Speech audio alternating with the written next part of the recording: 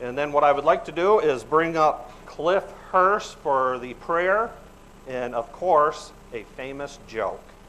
Oh, no.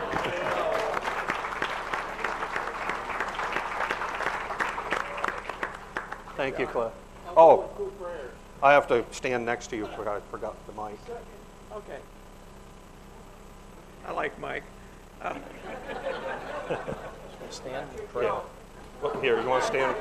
Come over. I was asked to represent the NACOP at the Boys State this year. And my grandson was born on the 1st of July. He's here tonight. His name is Daniel. But anyway, I was asked to do the invocation for Governor Mitt Romney at the Stratum event, and they estimated there was probably a crowd of about 3,000 people. And before I went up to give the invocation, I was standing back with the Secret Service and this lady who was going to sing the national anthem. And she said, "What part are you going to play?" And I said, "I'll be doing the invocation." But I always begin with a joke, and somebody came over and said, "I don't think that's a good thing to do, invocation and a joke." I said, "You don't know me." So I got up on the platform and I held up my leg and I said, "I discovered I have a Romney." Okay.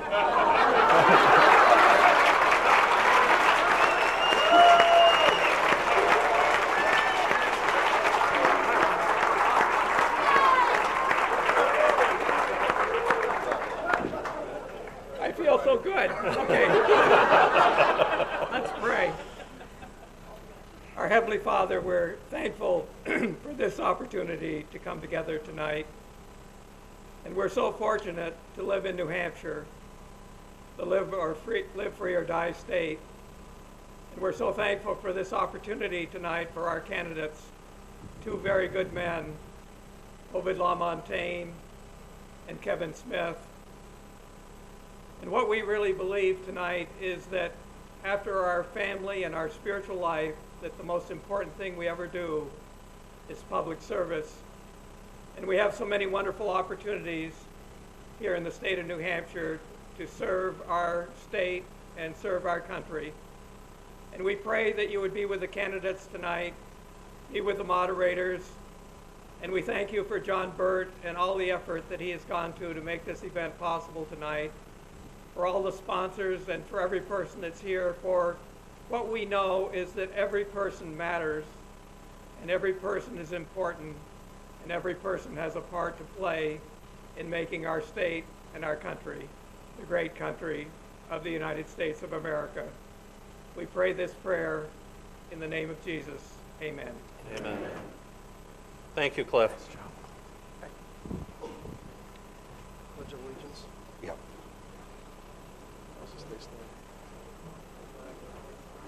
Yep. Who's going to do the pledge? I was going to, right? Would you mind giving the pledge? Oh, not at all. The pledge. I Pledge allegiance to the flag of the United States of America and to the republic for which it stands, one nation, under God, indivisible, with liberty and justice for all. Thank you, Ray.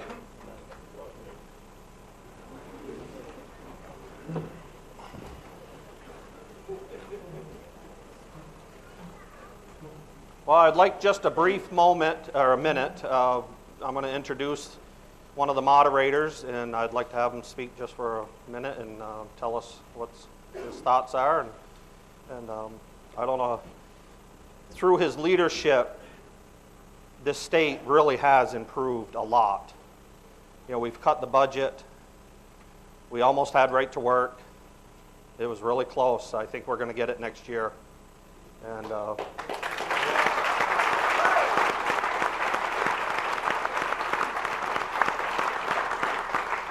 And I'm very happy that he accepted my offer to be a moderator here, and I'd like to introduce Speaker William O'Brien.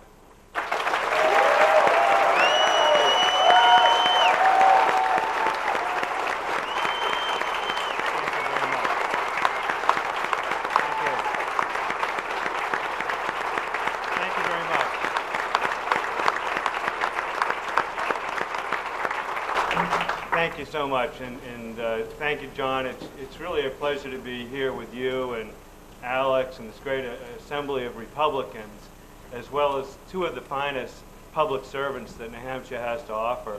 We are so fortunate as a party and as a state that these two men have offered themselves as governor. You know, this term, we've had some great reforms in New Hampshire. We balanced a budget with no new taxes, no new fees, honest revenue estimates, and closed an almost $900 million deficit as we did it. We've passed over 80 bills that eliminate and reduce regulations on businesses and individuals. We've passed a voter ID law after years and years of time.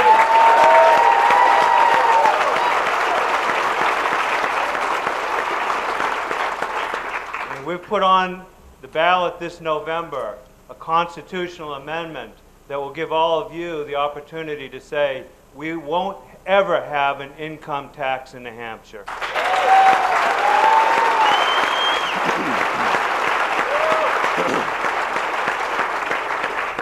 We've promoted strong families in so many ways.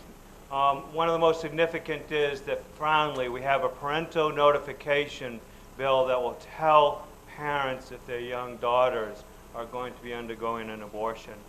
We've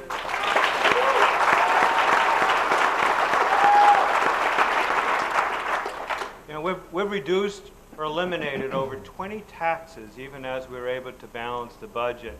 And all of these efforts have resulted in unemployment in New Hampshire falling almost 20% as our workforce is growing. But much needs to be done. We came in and reacted to a crisis budget that had been given to us by the Democrat Party, and now we need to restructure government. We need a smaller, more responsive, more efficient government, a more respectful government. We need to continue free market reforms by passing a right-to-work bill to give job freedom back to the workers in New Hampshire and to bring jobs to them.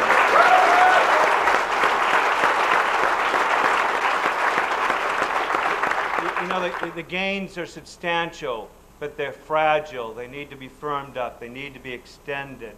And so I, along with you, am so anxious to hear from these two fine men on how they are going to use their skills and their understanding of the issues and their leadership to help us have a stronger state. So thank you very much for having me.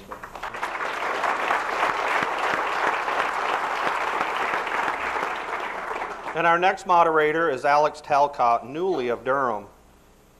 He is the communication director of 4RG, a political action committee for a Republican governor, working to elect the next Republican governor of New Hampshire in 2012. He's an attorney by trade. He also sells real estate on the seacoast and is an adjunct instructor at Newberry College. Would everybody please welcome Alex Talcott.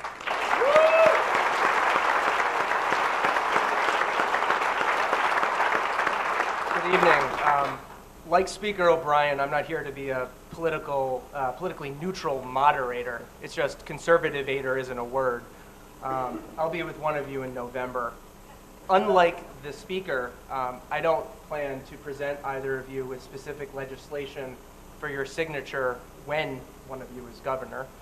I'm here as someone who has recently chosen New Hampshire among multiple states to again make my home, and on behalf of a political action committee organized specifically to send an executive to head the executive branch of a limited New Hampshire government.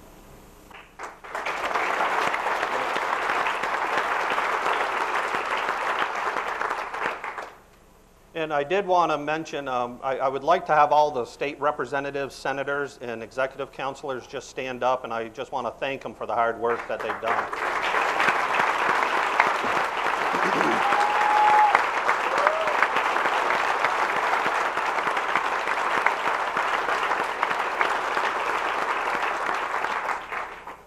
Now we're going to get to the candidates in just one quick second. We have just one more special guest that I found out at 3 o'clock today that was going to show up. And I just want to, I don't know where he is, I just want to have him rise if he would. Mr. John Lynch, would you please stand up? He is here. He's already standing. That's him? Thank you, John.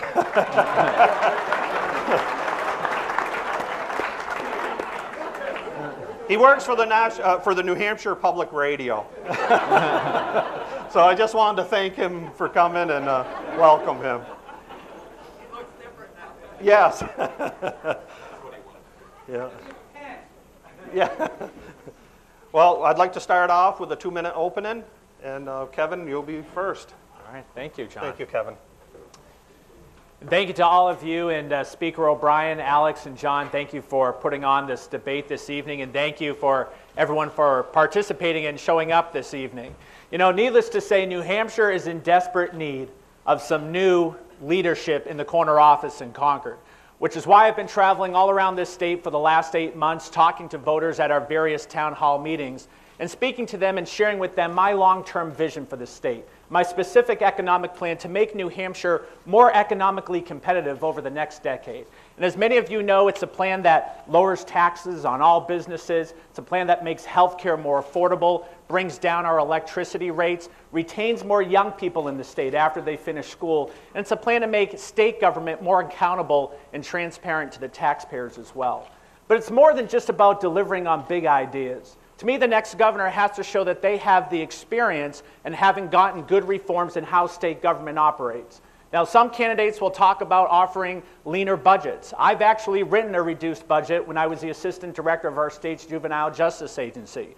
Some candidates may talk about supporting certain policy reforms like right to work. As an elected official, I voted for right to work back in the 1990s before it was cool to vote for right to work, and I advocated on it very strongly when I was the director of Cornerstone in the last legislative session. And some candidates may even talk about making certain appointments as governor. And as a senior aide to Governor Craig Benson, I was intimately involved in the nomination process for the executive branch, perhaps none more high profile than the nomination of a former attorney general named Kelly Ayotte, who I'm very proud to call my U.S. Senator today. You know, I've often said that the governor's office, it's a 2-year term. So there's no time for on-the-job training. You got to know what your plan is when you go in there and how you're going to go about executing that plan. You got to be ready to roll on day one, and if I'm your next governor, you can trust that I will be ready on that first day. Thank you.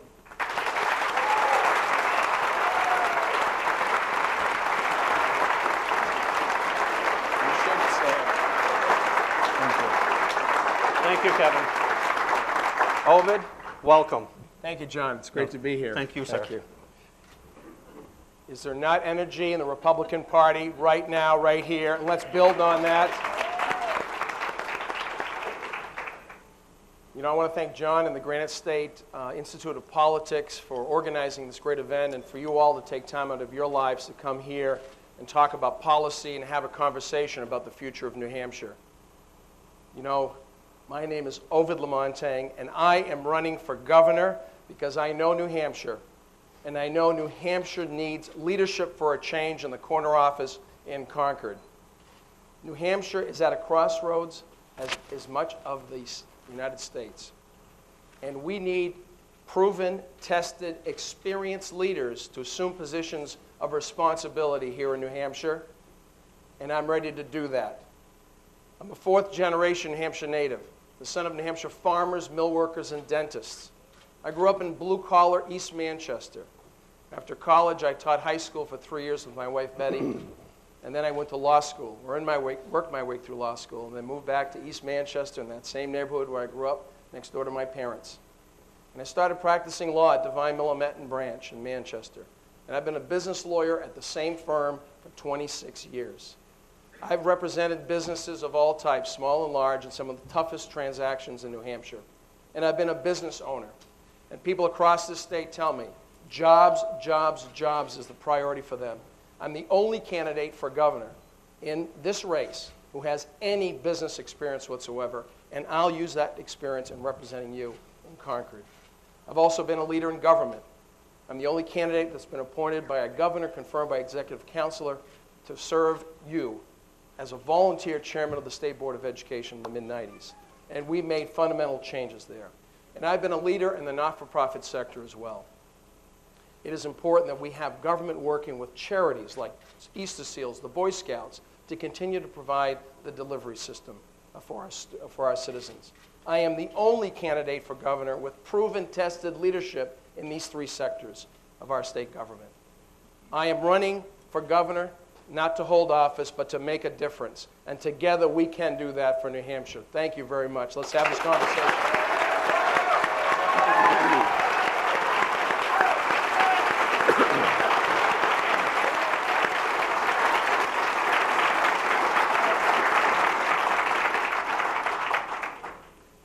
I'd like to start off with the questions. Alex is going to be the first question, and if you could say who that's going to. Or do you, yeah, go ahead. Okay. Kevin, we'll send this to you first. Our friend the speaker is called a bully and worse on a daily basis. What names are Democratic politicians or others calling you that distort or oversimplify what you're all about, and why are they wrong?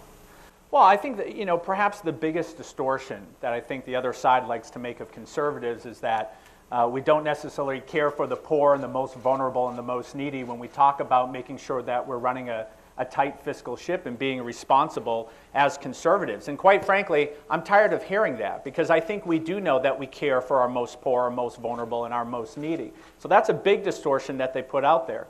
One of the things that I did when I was at Health and Human Services is I recognized that the need was a lot greater than what the state could actually handle and shoulder that burden. So what I did is I worked with Commissioner Stephen at that time, and we came up with the Office of Faith-Based and Community Initiatives, where we reached out to the private sector and to the nonprofit sector to try to fill in that gap so that we could offer more services to those that were in need through private sector solutions and not always looking to the government to do everything. And I think we frankly need more of that kind of leadership in Concord, and someone that's going to call out the Democrats when they try to make those particular distortions on us. Yeah, and then Ovid would answer. Thank you. Well, thank you for that question. So those of you who were not here in the mid-'90s, what the Concord Monitor has done to the speaker is nothing compared to what they've done to me. So I've been the beneficiary of some really creative cartooning. In fact, when I was named chairman of the State Board of Education, Mike Marlin, your friend, Mr. Speaker, did a head and shoulder shot of me, dressed like this, except I was wearing glasses. And those glasses had stained glass windows in them. And the caption was, "I'll bring a fresh perspective to the public school system of New Hampshire." And then I was pictured with Governor Merrill, standing next to Attorney General Howard, in a Moscow outfit, as if we were the Kremlin, overseeing public schools. Do I need to go on? Or can I share in the pain that comes with public service when you stand on principle? I was proud to be named the Conservative of the Year by the Americans for Prosperity in 2011, because those of you who know me know that I stand on principle. And that's what New Hampshire needs, principled leadership and tested leadership. And don't tell me conservatives don't have a heart. When you start hearing about how anti-this and anti-that I am. Betty and I have been foster parents of a special needs young man since he was 2 weeks old, and the reason she's not here is she's meeting with him. He's 24 years old right now, living in the community. Conservatives have a heart, and they act from that heart, and we'll stand with them every step of the way. So let's get on this team together, please. Thank you.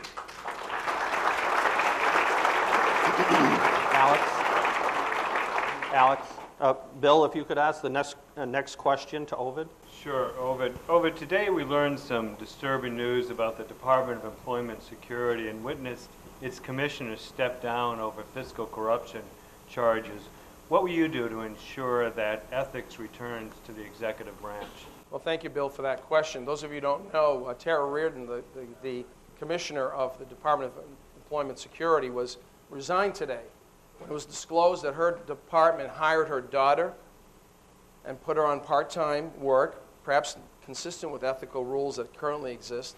But then she asked, apparently, according to the allegations, asked the HR department of the department to fire her so she could get unemployment benefits.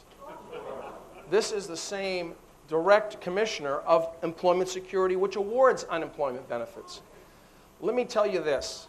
We are going to have the highest standard possible in state government. If I'm the governor, I'm going to be proactive. And we're going to meet with commissioners and set the higher standard than we have today. There's no room for this. No room for self-dealing. No room for taking taxpayer dollars to feather your own nest. Now, I hope these allegations are not true, but if they're not true, why would you resign? And we need to make sure that we bring the best and brightest to our state, to work in state government and positions of authority. Because of my relationships with people across the sectors of our state, I will bring the best and brightest, and I'll insist on the highest ethical standards possible. So help me God. Thank you.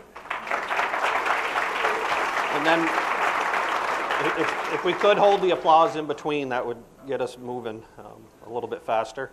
Yeah, I would comment on it by saying it's absolutely imperative that New Hampshire have the most transparent system possible. And that's why when I talked about my opening remarks, making sure we're running a transparent and accountable government. We have to make sure that we have a robust Board of Ethics on the executive branch level. But at the same time, too, we have to make sure, I would work with my commissioners to make it absolutely imperative that if there's any appearance of conflict of interest, that they have to report that, or that they shouldn't be involved with a hiring decision or a firing decision if it looks like there's going to be certainly an appearance of conflict of interest. Now, in this particular case, I think we have to see, certainly there's been allegations that have been made, but I would want to look at all the facts and make sure they're all out before we jump to any conclusions here, because as we've seen in the past in state government, sometimes there's allegations made and then the rest of the story comes out and we learn out that it wasn't necessarily what it was. And I'm not saying that's the case in this case, but I think it's important to be prudent and not necessarily jump to conclusions. And in my last second, I just want to say, on that last question, the Speaker's been called a bully. You know why? Because he inherited a $900 million deficit, and he dared to balance the budget, and I commend him for doing that, Mr. Speaker.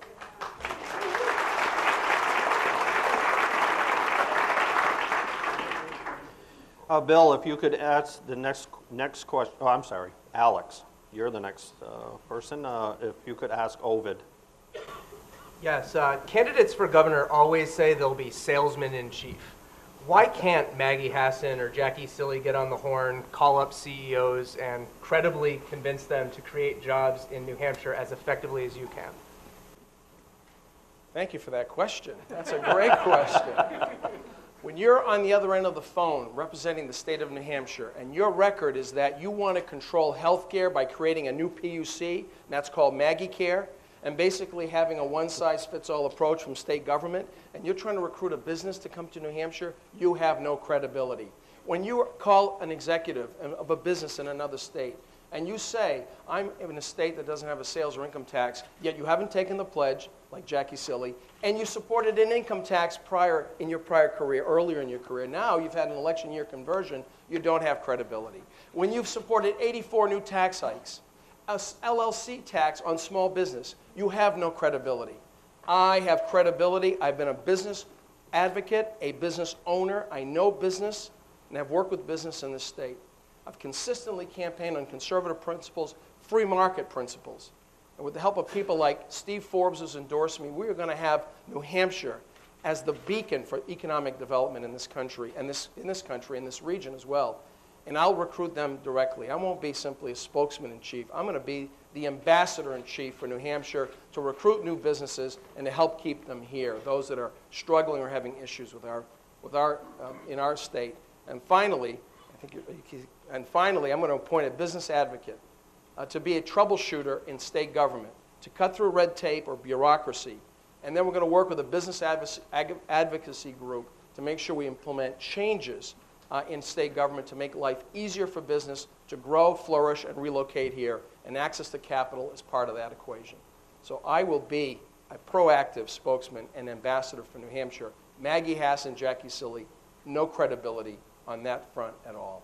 And they don't believe it either, frankly. Thanks, Alex.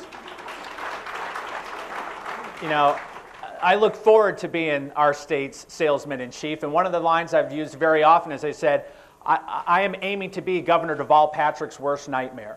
And I say that because I want him to know that I'm shamelessly going into his state and poaching jobs from the state of Massachusetts up here to New Hampshire. Why? Because New Hampshire is second in the country per capita on the amount of people that commute out of state every day to go to work. My father, who's sitting here in the front row this evening, maybe you've seen his mug on TV recently in our new ad, he's been commuting to Boston every day since 1986, since they moved up here.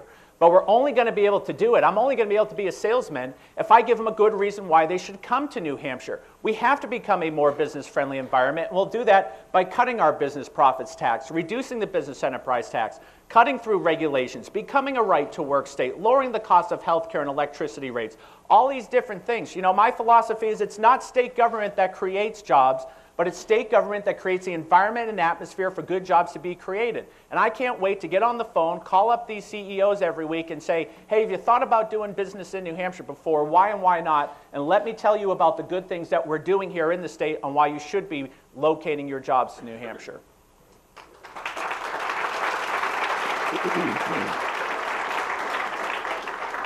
Bill, if you could ask the next question to Kevin.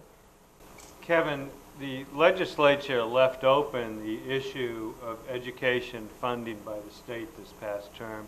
Can you discuss what your understanding of the issue is, what its likely and possible impacts will be on the state budget and taxes, and how you would go about addressing those impacts? Absolutely. Look, this is a crucial issue. We need an ed funding amendment in this state if we're going to target aid to the neediest communities. The formula that we're using right now is simply unsustainable. We're sending money to communities that, quite frankly, don't need it, and we're holding money back to those communities that do need it. And so as governor, I will work very hard to make sure we finally pass a constitutional amendment to put it on the ballot and give the voters the right to vote on this issue, to say we're going to target aid as we've always done in the state of New Hampshire. John Lynch has been governor for 8 years. He campaigned on this issue. He said when he was campaigning he would solve this by passing an ed funding amendment. And I know it because I was working for Governor Benson at the time. It's a failed promise 8 years later. Even with a Democrat majority, he couldn't pass an ed funding amendment. So I would make that a very high priority of mine. But that's where my education plan begins. It doesn't end there. We need to reform the education system too, allow for more school choice, allow for more charter schools. I have a plan called Money Follows the Child, which would empower parents to choose the schools for their children rather than sending the money to the local school districts. We need to reform things like tenure reform as well and seniority so that we can keep good teachers around even if they haven't been on the job very long. So I look very forward to working with the next legislature, be it Republican or Democrat. I certainly hope it's Republican, but working with whoever it is to make sure that we allow the people in the state the opportunity to solve this once and for all. It's time to get the courts out of meddling with education funding and put it back in the hands of the legislature. Ovide, I was wondering if you could just talk about what Kevin just said, if you could rebuttal with his remarks. I'm going to answer the question that was asked because it's the important question that's being asked. And you'll let the audience decide whether or not either one of us has a different view of this.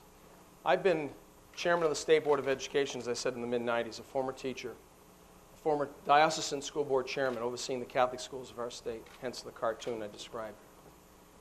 I was a defendant in the Claremont lawsuit. We won in the Superior Court. The Speaker's question is quite right. The Supreme Court is the one that's changed the Constitution by the Claremont II decision, in which I was intimately involved. We need to have a constitutional amendment because if we do not, you will see another lawsuit coming from the plaintiffs saying we're underfunding the educational adequacy. Do you understand what this Claremont II decision has done? Essentially, the court has said that when it comes to education in New Hampshire, it is a non-delegable duty. That means the state cannot transfer to cities and towns and school districts the authority to chart educational planning to provide an adequate education or to provide educational funding. And what we've done is taken away the power of the local communities to have local control.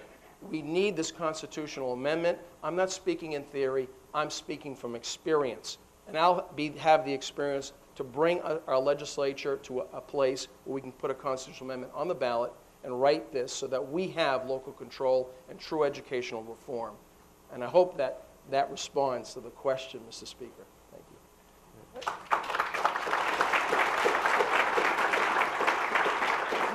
If Alex could be the next one for Kevin. Yeah, I got this snazzy haircut in Bedford a couple of days ago from a nice young lady in her 20s. She said that she doesn't get politics. I don't think politics gets her. I asked her, what costs you time or money in your life needlessly? Gas prices. She lives 5 minutes from work. And I don't mean to belittle her issue. I think she's speaking to the burden of soaring gas prices. If you could speak generally, Kevin, about energy costs. Absolutely. And look, we need a long-term energy plan in our state. Much like we have a 10-year transportation plan, we need a 10-year energy policy. As I've said before, electric rates are going through the roof in this state. We've all seen them go up as ratepayers and as businesses as well. And this puts us at a competitive disadvantage when we're looking to attract businesses into the state, especially if it's a manufacturing business. IKEA was going to relocate a manufacturing plant or build a manufacturing plant in the city of Claremont, decided not to. Why? Because of our high cost of electricity. So what I've said is a number of things. Number one is we ought to allow the public utilities to purchase electricity at the cheapest cost possible. Right now, we subsidize as ratepayers a lot of these renewable energies. And I'm not saying that we shouldn't have a diverse portfolio, but at the same time, these companies have to learn how to stand on their own and not be subsidized by the ratepayers. But that's one thing we do right now through the renewable portfolio standards as a state. The other issue, too, is we put a lot of onerous regulations on our utilities as well, both on a state level through DES and through the EPA, the Employment Prevention Agency, as I like to call them. Recently, they wanted to put a $112 million mandate on the Merrimack station that PSNH owns, a $112 million mandate that's based on environmental data from 40 years ago. And that's all going to cost us, the ratepayers, if they're forced to do that. Now, what would I do as governor? I'd get on the phone to Washington and say, here's the deal, guys. You want to put a $112 million mandate on one of our energy stations, either you need to pay for it from Washington or go pound sand, because I am not telling the ratepayers of this state that their electricity costs are going up yet again. And oh, by the way, next time you send us a mandate, make sure it's based on environmental data, that it's at least current and recent rather than 40 years ago. So we really do need a long-term energy plan. We need to put everything on the table too. Natural gas, it's so cheap right now. We should be looking at whether or not we can build infrastructure, new infrastructure, to bring more pipeline through the state, get on the cutting edge of this, rather than looking back on it 10 years from now and saying, oh, we missed out on it. So I think we need a very long-term comprehensive energy policy in the state, something we haven't had for a long time.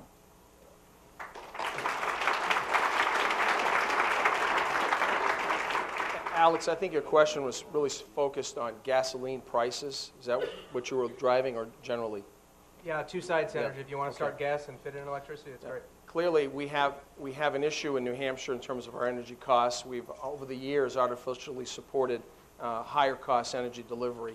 And we need a comprehensive plan, not just for our existing electric utilities and our electric energy plans, but also to remove those barriers that are driving costs in our state. How about if we start to get behind the effort to repeal RGGI? Can we start to do that? Okay. We need to look at what are the factors in the state that are driving those costs. Some of it's legislative, some of it's regulatory, and we need to have a diagnosis of our own energy platform. And then as we look to develop new energies, or energy sources, whether it's windmill or alternative energy, let's make sure it's cost effective. Let's not arbitrarily subsidize in a way that distorts the marketplace. And then, of course, we need full deregulation. We need to move into that area where we have true competition in all aspects of the energy sector. It is important that we work with our energy companies, and we need to continue to encourage competition on all fours. But in the end, it's a comprehensive approach that needs to be undertaken under the leadership of a governor who's committed to make this the most pro-business state in the country.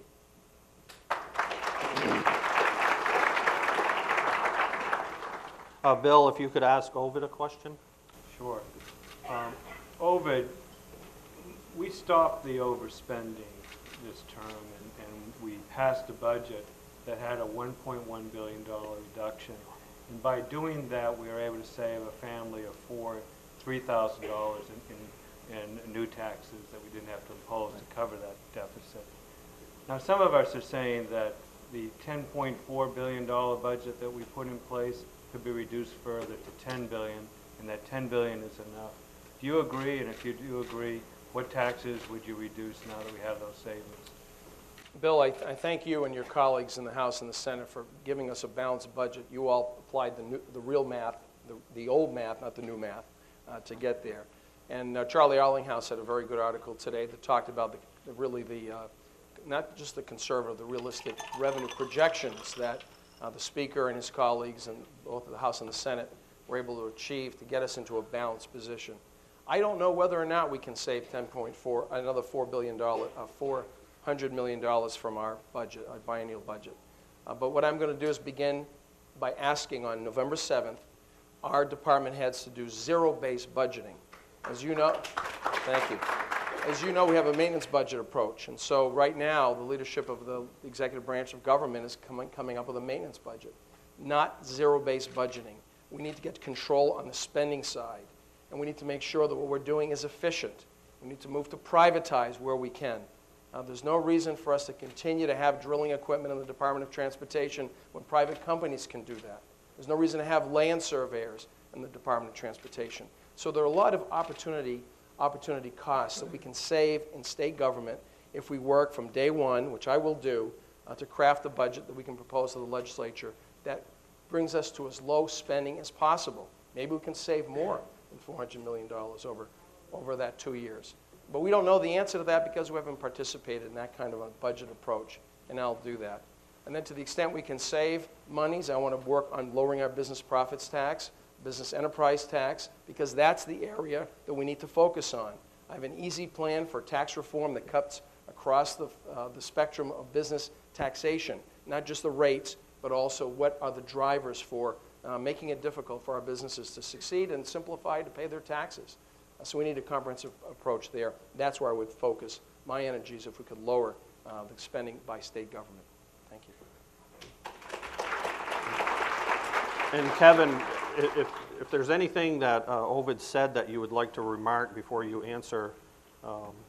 Do I get to remark first and then? Yes, then you can answer the question. Okay. You know, well, just to. There are two quick things I would say, and one is that I have to respectfully disagree on his approach to zero-based budgeting in state government, because having put together a budget in state government, I can tell you it's very difficult. It's not structurally set up to be able to do zero-based budgeting. In fact, the last governor to say he was going to do zero-based budgeting, guess who? John Lynch, back in 2004, and then he realized once he got in there, you can't exactly do that. One of the things I would do is tell my commissioners they're going to come in with their budgets at 97% of what the previous biennium was, because government should be getting more efficient as it goes along. The other thing I would just take issue with is Ovide's approach to cutting the BPT and the BET. Ovide, in his, it actually isn't as easy as it sounds. It complicates the tax code in New Hampshire more because it picks winners and losers. It says if you're a manufacturing company, you might be able to get a credit on the BET. Also does it for companies that hire students with student loans and pay off some of those loans. I've called for cuts across the board for every company, not picking winners and losers, but saying the business profits tax down to 5%, the business enterprise tax down to 0.25%, no matter what company you are. So those are two areas where I would respectfully disagree with Ovide. But if I can comment on how I would approach the state budget in terms of whether or not it needs to be cut further. We can always find more efficiencies in state government.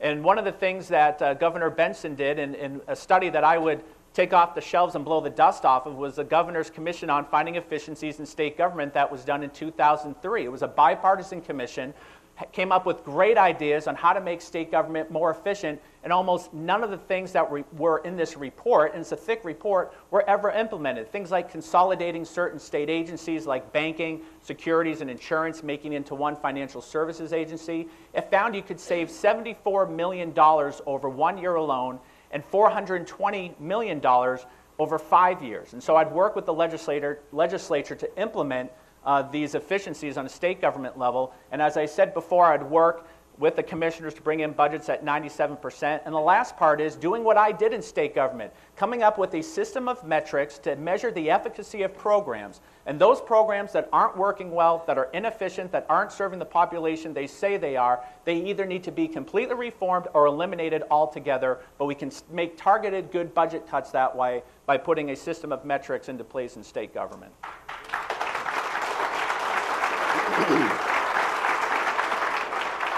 And Ovide, if you'd like to respond. Well, the only thing I would say is I would ask the members of the audience here to compare our websites, compare the plans. My website's ovide2012.com. And you'll see that our plan is reasonable, it's proportional, it's funded over 2 years. The term of office for the governor and the budget is 2 years. And so you just need to compare on the merits, and I'd invite you to do that. Thank you. Kevin, would you like to go? Well, I would just say, I've said all along, we need to think long-term. The problem is we've been managing budget to budget for too long. We need to have a long-term plan. And that's why I have a phase down over 7 years by the year 2020. And I would invite you to compare the plans on our websites. And I think you'll see mine is, in fact, a lot easier because it just cuts the rates for all companies rather than going to this winners and losers approach by picking certain sectors. And the other thing, I lower the business profits tax in my plan again to 5% over 7 years. Ovid's only goes down from 8.5% to 8% over 2 years. I don't think that's going to stimulate the economy enough and make it attractive for businesses to want to move into our state.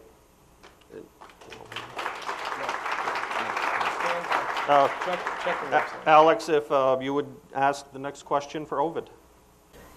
I know it's still the primary, but why can you work with Democrats any better than a Democratic governor would be able to work with Republicans? Or is the idea to work in spite of government growing agendas wherever possible? Well, I think it's absolutely imperative that the governor of New Hampshire work with everyone in New Hampshire. This is not a time that we can pick who we're going to work with, either by party affiliation or by location in the state. This is a time where we need to bring people together. And in my experience in business, my experience in the not-for-profit sector, and frankly my experience in government, has shown that I can work with people who don't necessarily agree with me. I take Ronald Reagan's view. If you agree with me 80% of the time, you're not my 20% enemy. And we need to bring people to the table and not use the party label as a barrier to access to the conference room table or as a speed pass to getting higher access or more efficient access. We need to be, the governor needs to be the governor for all the people. And I'll be able to work with Democrats and independents, libertarians, and vegetarians. It won't matter to me. If you have a solution or a problem, if you think you can help New Hampshire move in the right direction, which is to prosperity, and work with me then, and I'll work with you. And that's a message we have to send, my friends. The Republican nominee for governor has to appeal to independents. Don't forget, Republicans, we are a minority. The plurality of voters self-identify as not registered. I have a coalition of supporters already that are independents as well as Democrats, and they're waiting for the primary to be over. And I'm happy with the kind of broad-based support we've had. And I hope people in New Hampshire will look at the way we conduct ourselves in these campaigns on both sides of the aisles to draw a conclusion as to who can they work with, who will sit down with them. And the legislature organizes itself around party label, and that's okay. The majority selects the president of the Senate or the Speaker of the House. The governor is not a partisan position, and I'll be the people's governor, given the opportunity to serve.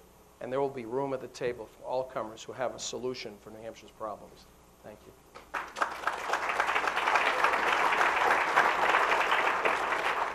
Well, Alex, as governor of the state, you do need to be able to reach across the aisle. And regardless of which party's in charge, they'll all have a seat, certainly at my office, whether they're in the minority or the majority, because to me, in order to get the people's work done and move the state forward, you do need to be able to work with both parties. And I'm also proud of the broad coalition that we've built of independents and some Democrats too. In fact, I see one of them named Jerry Galesian here tonight. And Jerry, I'm not going to make you wave your hand because I don't want you to get tackled by the room that's in here. But I also have a record. You know, when I was the assistant director of our state's juvenile justice system, for 2 of the 4 years, it was under a Democratic legislature. And I had to work with that legislature to advance some of the stuff that we were looking to do within the juvenile justice system. So I had to work with Democrats in the legislature. But, you know, I will take issue with one thing that Ovid has said repeatedly on the campaign trail, and that is that he's going to check his Republican label at the door. I'm proud of my Republican label, and I'm proud of it because it stands for it stands for personal responsibility. It stands for limited government, free enterprise, low taxation, low spending, all those things we believe in. So even though I'll reach across the aisle to work with the Democrats, I'm not going to check my party label at the door just because I'm now in an elected position. I'm going to carry those tenets and principles into the governor's office with me, and we'll govern off of those principles as well. Would you like to respond?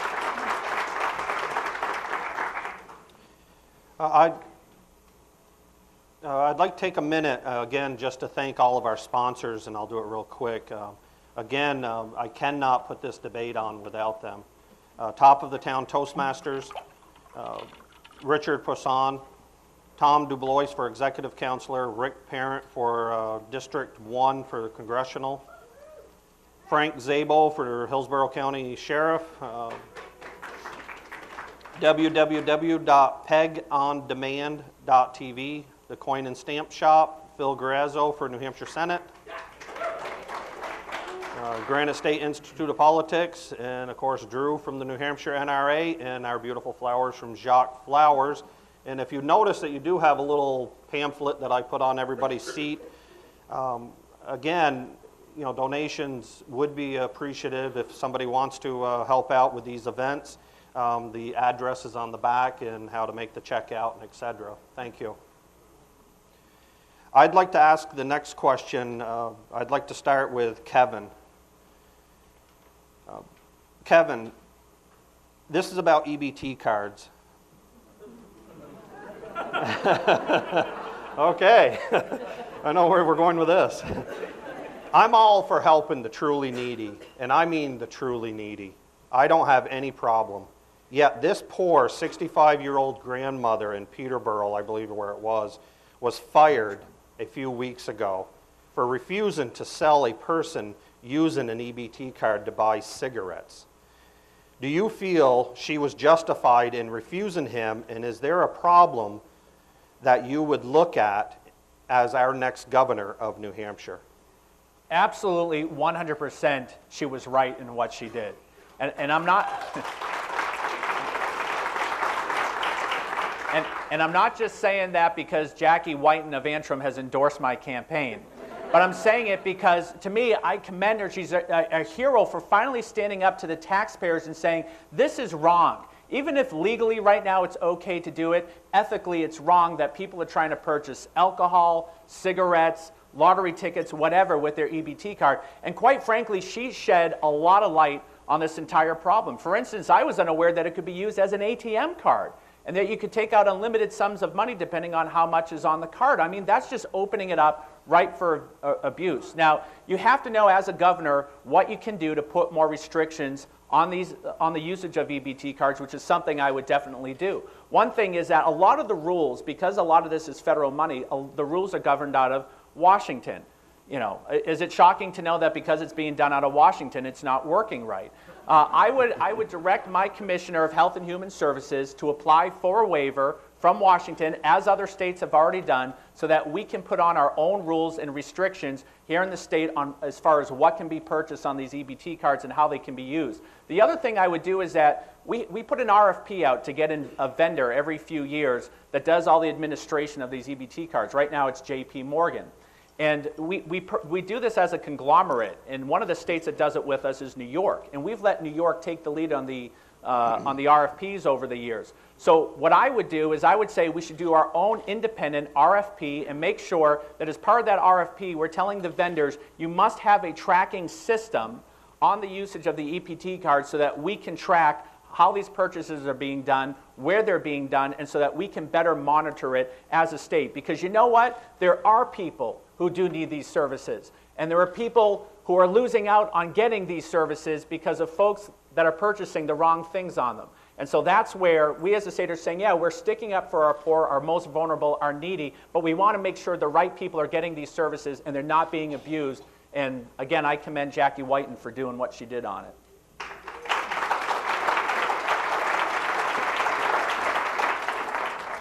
It's not just this incident. We have to look top and bottom over our social service delivery system to make sure that we have qualified people who are eligible for these services. I stood with a speaker at a press conference earlier this year in support of legislation that would require us to validate the beneficiaries of these benefits actually are New Hampshire citizens, that they're alive. Right? The speaker pointed out through an audit that was done at his request that there were a number of issues with respect to verifying, first of all, the beneficiaries, that they're eligible to receive those benefits. And again, as a foster parents of a special needs young man who receives benefits through the state in some of these programs, he is truly needy, and any dollars that we lose hurt him, and that loss of dollars hurt other people who are truly needy in our state. With respect to the cashier who stood up and did the right thing. I don't know what her employment relationship is with her employer, but I think we owe her a debt of gratitude for shedding light on something that's really a problem in New Hampshire. As a candidate for governor, I've been talking about fighting the federal government on all fours. People have criticized me. You're running for governor, Ovide. Do you understand? I'm running for governor in part to protect New Hampshire's sovereignty, to advance New Hampshire's sovereignty, and this should not be allowed to happen because some federal regulator tells us we have to let these people buy things that are not truly needy from our definition. So let's get on with the business of making sure we are protecting New Hampshire first.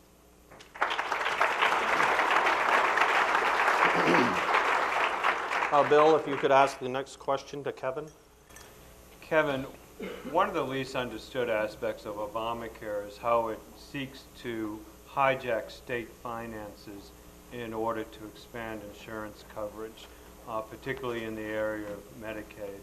And one of the areas that attempted to do it is by doubling income eligibility. That's the aspect that the recent Supreme Court decision said is optional to the states.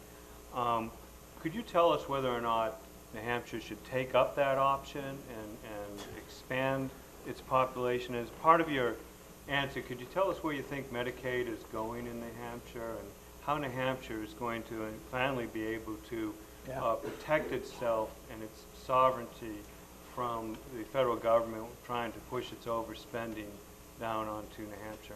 Yeah, absolutely. I'm against the Medicaid expansion as part of Obamacare. And you know, the legislature just recently passed managed Medicaid in our state. And so we're finally going to be able to put a system in place where we can manage our Medicaid dollars better, make it a better service delivery system, and make it more cost efficient as well. Expanding the Medicaid under Obamacare would simply blow the whole thing up. And I am telling you that this, if we were forced to expand Medicaid in our state, this would break the bank of our entire state. And it's amazing to me that the federal government has dangled the carrot by saying, well, we're going to pay for 100% of it the first 3 years and only ratchet it down to 90% by the year 2020. This coming from the same government that's racked up a $15 trillion debt, and the same government that told us back in 1975 when they passed IDEA that they were going to pay for 40% of special ed funding. Do you know what the government share of special ed funding has been over the last 30 years? 17%. Nowhere even close. So if anybody thinks for a minute that they're going to actually pay 100% of the expanded Medicaid costs in the state, I've got a tropical island off the Isle of Shoals to sell you. I mean, you'd have to be completely gullible to enter into that kind of deal. So absolutely not. I would opt New Hampshire out of the Medicaid expansion. You know, the state of New Hampshire has enjoyed a good state-federal partnership over the years on Medicaid. We got to continue to be able to do that and allow our managed Medicaid system to be implemented, to go forward, and manage it here from a state level. The other thing, too, is that I'd be all in favor of having the federal government blockade those Medicaid monies that we're currently getting to the state because, again, I believe as a state we can much better manage our funds than have it being done by some bureaucrat down in Washington.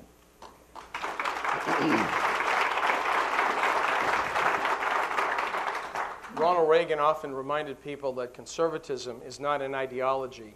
Conservatism is about experience. It's what life experience teaches us about how things should be and how they work best. It's that experience that I answer this question that the speaker has posed. I've practiced law in the last 14 years, focusing primarily on health care. I don't speak to this issue in theory.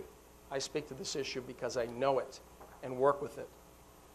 I will tell you right now that I've already taken the position that New Hampshire should not participate in this hijacking of Medicaid by the federal government on Obamacare.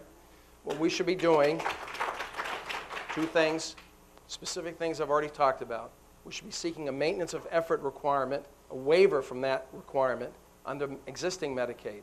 And then we should be demanding that the federal government block grant the delta that they would propose to pay us for participating in the expanded Medicaid program and designing our own New Hampshire solution to providing coverage for more lives, premium support, and then changing our health care delivery system so we have a risk-based approach to health care.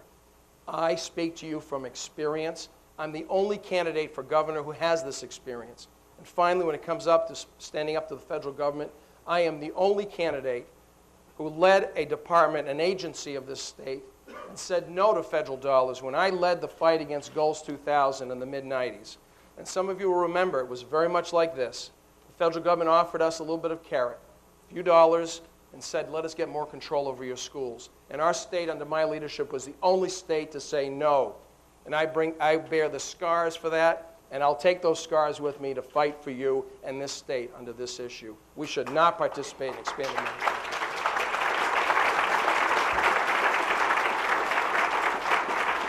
Alex, if you could ask Ovid the next question. It's the baseball all-star break, so here's a softball. Jackie has received a string of government worker and labor union endorsements and vowed to bring about a very different state than the one we have today. A candidate named Bill Kennedy is running on implementing a 4% state income tax. How will you keep Maggie Hassan from sneaking through as a moderate? Wow. So you're assuming that she's going to be the nominee for the Democratic Party, or do you mean between now and their primary? I'm saying somehow there are two candidates who have managed to find a way to run to her left. Yeah. And I'm saying she's right with them. She is right with them. And we have to remind the voters of New Hampshire that we've had a candidate before who took the pledge against broad-based taxes. And she honored that pledge in her first term, and she honored that pledge in her second term, and in her third term she supported a sales tax for New Hampshire. That candidate was the moderate Jean Shaheen. Jean Shaheen is no moderate, and I can speak from experience again about that. She was not credible then. Maggie Hassan is not credible now. Maggie Hassan has as liberal a record as Jackie Silly does. Maggie Hassan, thank you, Howard. She has as liberal a record as Jackie does, and she has supported an income tax in the past. Someone should be asking Maggie Hassan, what was your conversion moment? When did you decide you were against a broad-based tax? When did you become a pro-business moderate? And get an answer to that question. She is exactly where they are, Alex.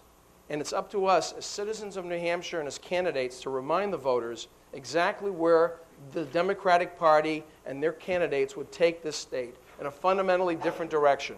I present the starkest contrast in a general election, and the voters will have a clear choice. And the choice they're going to choose is the choice that leads to prosperity and the prosperity agenda that we're advocating. And we need your help to get there. Thank you.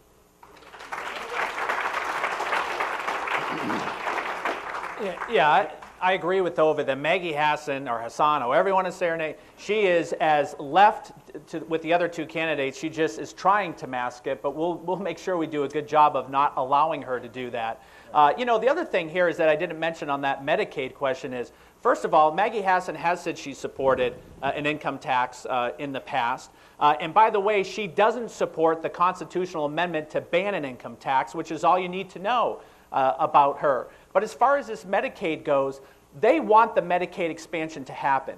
And this will undoubtedly be used for them to try to back New Hampshire into a broad-based sales or income tax. That's the only way they could actually try to pay for it. So they should also be asked the question, you support the Medicaid expansion, how do you plan on paying for it? Jackie Silly's transparent. She says, I support the broad-based tax. Maggie Hassan, she supports it, but she's not saying it. Lastly, I will tell you this. You know, I fought Maggie Hassan and Jackie Silly both, tooth and nail, during their term in the state Senate while I was the director of Cornerstone. I was there on the front lines fighting things like the LLC tax, fighting things like the tax on lottery winnings, fighting things like the tax on electricity rates. All these 84 taxes and fees, I was there every day in the New Hampshire Senate fighting them tooth and nail successfully against a lot of these tax policies they were trying to put forward. And I make no doubt if I am your nominee, I will take every moment I can to remind the voters of every tax hiking, job killing, business busting, nanny stating, Debbie Downer policy these two ever voted for. Because there's a lot of them.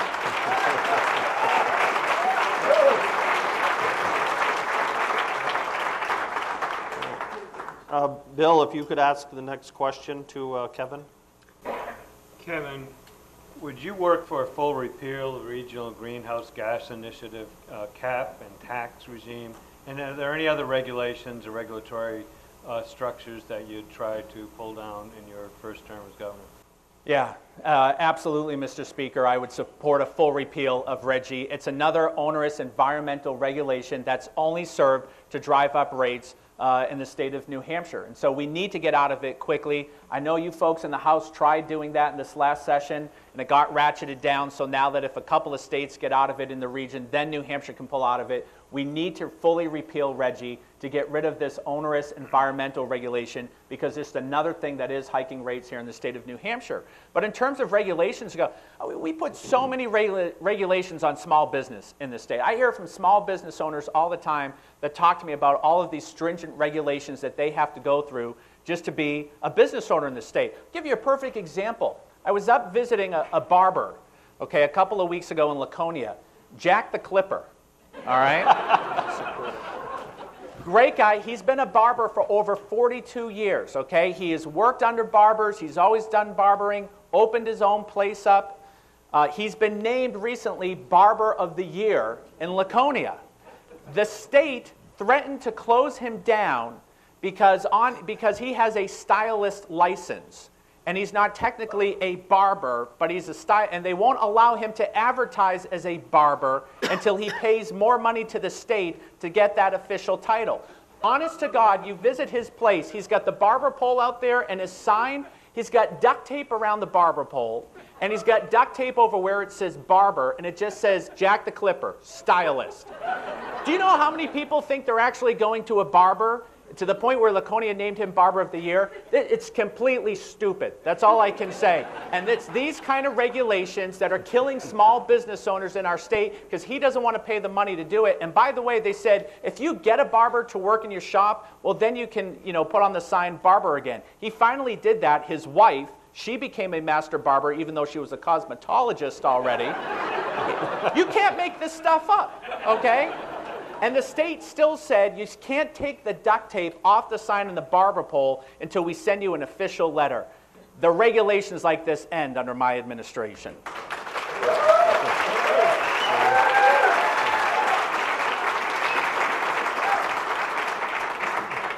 I think the question was repealing RGGI, Mr. Speaker, is that right? The answer is yes.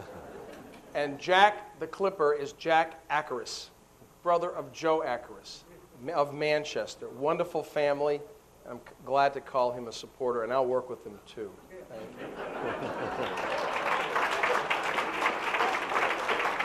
Alex, if you could ask the next question to Kevin. Yeah, I have to remind Kevin, this is a Republican gubernatorial debate, so Haley Barber is the Barber of the Year every year. I was doing some light summer reading yesterday, the New Hampshire Constitution. I learned, among other things, that if you win, your title will be His Excellency. What more serious part of the New Hampshire Constitution or any other New Hampshire law is unenforced or overlooked? Is that question to me first, Alex? Is unenforced or overlooked? Well, I mean, certainly, you have Article 7, which deals with state sovereignty. And as Ovide talked about, we really do need to, as a state, push back on the federal government more. I think we've allowed the federal government to encroach too much into the state's dealings and the state's business. One of the things that I saw at Health and Human Services is that, again, talk about the dangling carrot. We always, we're taking federal money in and almost became addicted to this federal money. And I used to ask, how much is being spent in state and local resources just to comply with all of these federal mandates so we can get that money? And nobody knew the answer to it. So one of the things I would do as governor is I would talk to all my commissioners and say, any agency that's currently receiving state funds, I want a cost-benefit analysis between how much federal money we're actually taking in versus how much money we're using in compliance. And I bet you in some areas we could probably get off of that federal money because as a state we are paying more and just complying with those particular mandates. So that's certainly an area we have to stop the federal encroachment on the state level. And I do just need to add too, I'm also proud to call Jack the Clipper a supporter, and his sign, my sign, Smith for Governor, is actually on his property. It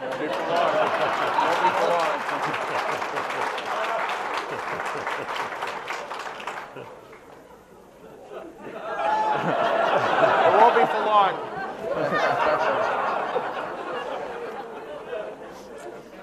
Radisson of Howard Kaufman, who publishes these little books. This is the Constitution of New Hampshire. And the governor of New Hampshire is sworn to uphold the Constitution of New Hampshire and the Constitution of the United States. So it's important for whoever's running for governor to understand what this Constitution provides. The Constitution is a limiting document, not a living document. And we have to make sure that we follow the prescripts that is the contract or the compact between the people and their government as expressed in this Constitution. And we've amended the Constitution over the years. We've amended it, for example, to bar unfunded mandates. I don't think we've been doing a good job of that, frankly. We have, if you talk to city officials around our state, we have been driving down costs to municipalities in ways that may not be directly known at first. We need to enforce the unfunded mandate provision of this Constitution. We need to enforce the Part 1 of the Constitution, which is really a statement of the Bill of Rights for New Hampshire citizens. It's a reflection of what our founding fathers believed were fundamentally our rights. And this is an even better statement on the right to bear arms, on the right to personal freedom and liberty. And we need to make sure we follow this Constitution in that regard as well. So as the governor of the state of New Hampshire, I will commend to you that I will know this Constitution, I will live by it, and I will enforce it. And that will be my pledge to you, as it should be for anyone who's taken the oath of office. Thank you. Well, staying on with time, the debate's an hour and a half long, and it's almost done. I can't believe how quick it's gone by. Bill, if you could ask Ovide the next question and basically the final question. Sure, thanks. Ovide, as governor, what will you do so that the veterans finally get a full-service VA hospital in New Hampshire? Well, first of all, I want to thank all the veterans who are in this room for their service to this country. Would you all stand up so we can recognize you? All the veterans, please. Very good.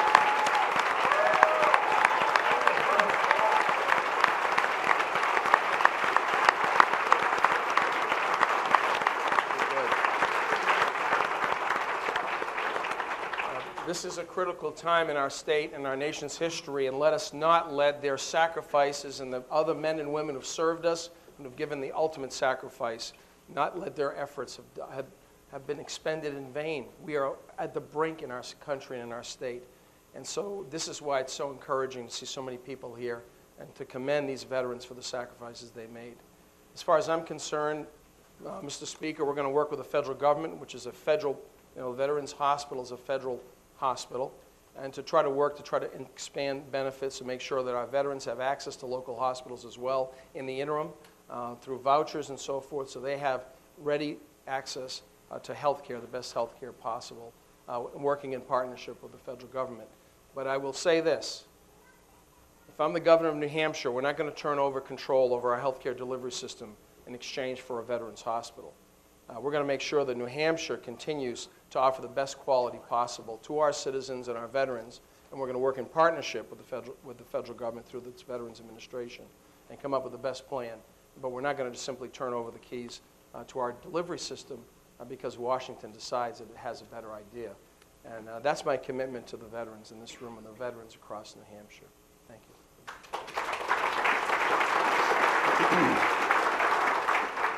Yeah, I would echo Ovid's sentiments and just say that I commend all the veterans in this room for your service to the state and to our country as well. I come from a family of veterans, 2 grandfathers that served in the Navy, my father who was in the Air Force Reserves.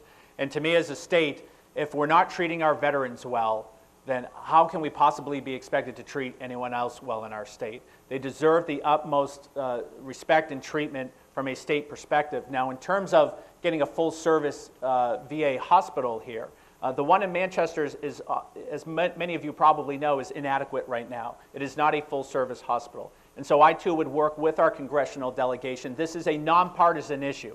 It should be a nonpartisan issue when we're talking about our veterans. And I would work with them to work with the federal government to try to get a full-service hospital here. If we're not able to do that, what we should at least do is allow veterans to access hospitals in their geographic area and get vouchers from the federal government that they can use to go and access those hospitals. Because one of the biggest problems right now is access to transportation for a lot of veterans. They need to either go to White River Junction in Vermont or Jamaica Plain down in Massachusetts. And so one way to get rid of the transportation problem is allow them to access hospitals all throughout the state. Lastly, I would just say this. I'm alarmed by the number of veterans that are returning home right now from the battlefield that are committing suicide. We need to make sure there's adequate services for mental health services, adequate care there for our veterans who need to access it.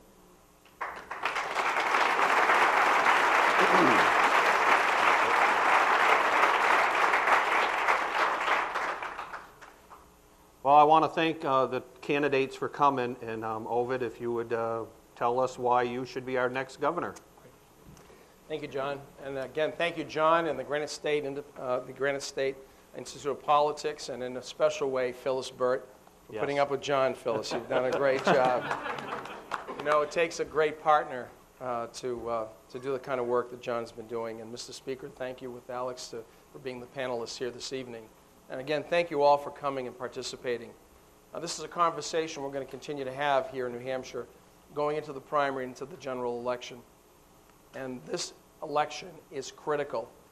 It's not just critical at the national level, it is critical here in New Hampshire. We've only had a Republican governor 2 out of the last 16 years, 14 years of Democratic control. And we've seen spending get out of control. We've seen regulations grow. We haven't seen the kind of discipline that we're used to here in New Hampshire. I believe New Hampshire is the most exceptional state in the country if we're given the opportunity to chart a future for our children and our grandchildren that relies on local communities, local control, prosperity, because we're the best place to do business, the best place to live, to raise a family, and the very best place to live free or die, which is our motto. That needs to be our call. And New Hampshire exceptionalism is going to be expressed in a number of ways. And what we need for a governor is someone who believes and acts on the conservative agenda and principles of our party, someone who's been a leader and is proven and tested, someone who stood on those principles and been there with you and will be there with you through the tough times ahead. I'm pleased to have the support of my wife and my family and the support of many of you here. But there's a lot more work to be done, because this is not just about winning a primary. This is about winning the general election, and it's not about holding office, it's about making a difference. Ovide2012.com is our website. I invite you to join our team. I ask for your vote, and together we can create that New Hampshire exceptionalism that's worthy of our children and grandchildren. God bless you, God bless America, and God bless the great state of New Hampshire. Thank you.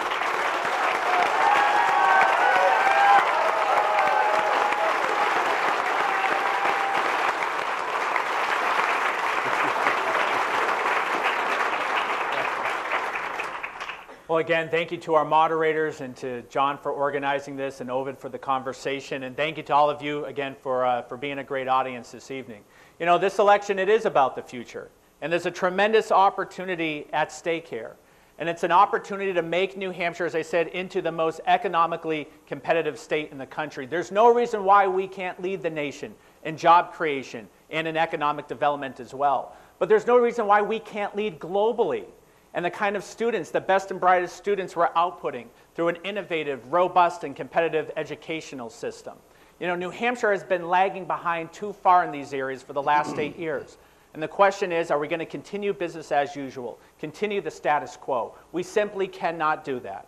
And that's why I've offered a bold new vision for our state, and I'm offering fresh leadership that's grounded on conservative principles. Ladies and gentlemen, I'm running to be your next governor because I have the ideas, the vision, the energy, the passion, and the experience to lead us into a new era of prosperity.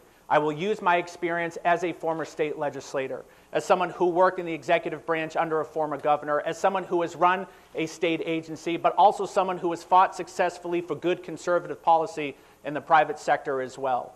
I will not check my party label at the door. I'm running as a Republican. I plan on winning as a Republican, and I will serve on Republican principles and values. Together, you and I, we're going to make New Hampshire the envy of the rest of the country. Thank you all very much. God bless you, and have a great evening.